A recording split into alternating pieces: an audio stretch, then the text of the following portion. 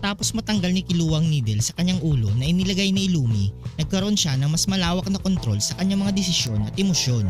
Ang pagtanggal ng needle ay nagbigay daan sa kanyang tunay na potensyal. Nagpapaintulot sa kanya na gamitin ang kanyang buong lakas kasama na ang kanyang natutunang abilidad na Godspeed. Ang needle na inilagay ni Illumi kay Killua ay may malalim na epekto sa kanyang pag-isip at pagkilos. Ang needle na ito ay nagsilbing mekanismo para kontrolin at pigilan ang tunay na lakas ni Killua, lalo na sa mga sitwasyon na maaaring magdulot ng panganib. Ito rin ay nagdulot ng takot at pagdadalawang isip sa kanya na nagsisilbing limitasyon sa kanyang mga kakayahan. Sa pagtanggal ng needle, naranasan ni Killua ang isang napakalaking pagbabago sa kanyang pag-uugali at abilidad. Mas naging determinado siya at nagkaroon ng kumpiyansa sa sarili. Ang kanyang mga natutunan mula kay Bisky at sa kanyang mga laban kasama si Nagon ay nagbigay sa kanya ng kaalaman at kasanayan para maging mas malakas na mandirigma.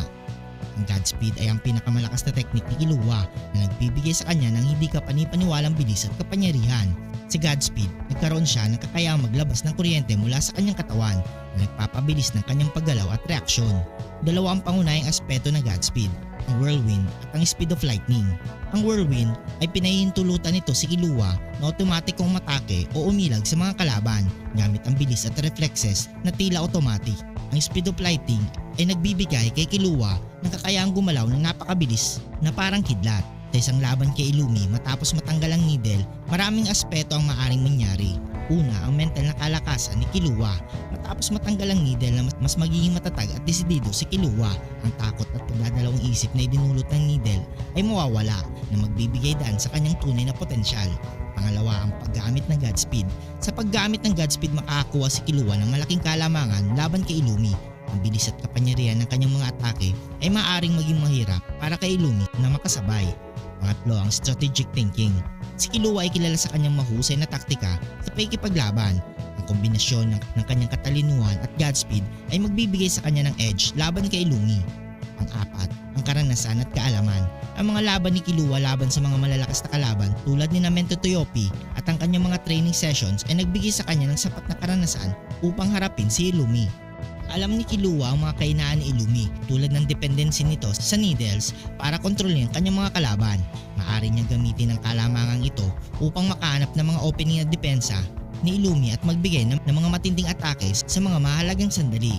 Si Killua ay biyasa sa pagset ng mga traps at paglikha ng mga sitwasyon na nagbibigay sa kanya ng advantage. Ang kanyang liksi at bilis ay magagamit niya upang akitin si Illumi sa mga lugar o posisyon na pabor sa kanya na nagpapahina sa posisyon ni Illumi. Ang emosyonal na lakas ni Killua ay isang mahalagang aspeto ng kanyang kakayahan. Kanyang pagmamahal at dedikasyon sa kanyang mga kaibigan, lalo na kay Gon, ay nagbibigay sa kanya ng dagdag na motibasyon upang magtagumpay. Pangarap niya maging tunay na malaya mula sa kontrol ng kanyang pamilya, partikular kay Illumi, ay naging inspirasyon upang labanan at talunin ang kanyang kapatid. Ang kombinasyon ng bagong mental na kalayaan, pisikal na kalakasan sa pamamagitan ng Godspeed, estratehiya at emosyonal na motibasyon ni Killua ay nagiging malakas na armas laban kay Illumi. Sa pagtanggal ng needle, nakamit ni Killua ang kanyang tunay na potensyal bilang isang mandirigma. Kanyang abilidad na mabilis na mag-adjust sa sitwasyon, mag-set ng traps at gamitin ng kanyang bilis at lakas sa tamang mga sandali ay nagbibigay sa kanya ng malaking kalamangan sa laban. Ang labanan ay magiging isang pagsubok ng talino, kakayahan at puso kung saan si Killua ay may lahat na kinakailangan sangkap upang magtagumpay. Kung nagustuhan mo ang video ito, huwag niyong kalimutan mag-like at subscribe and hit the notification bell button para updated kayo palagi sa ating video. Maraming salamat.